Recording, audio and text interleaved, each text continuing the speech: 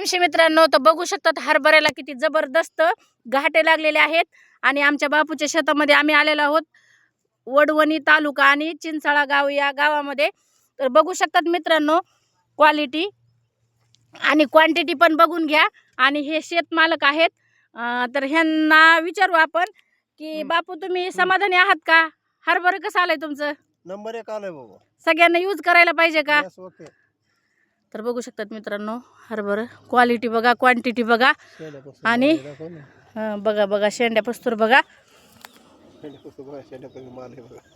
शेंड्यापर्यंत माल आहे बघा आणि किती जबरदस्त माल आहे बघू शकतात मित्रांनो.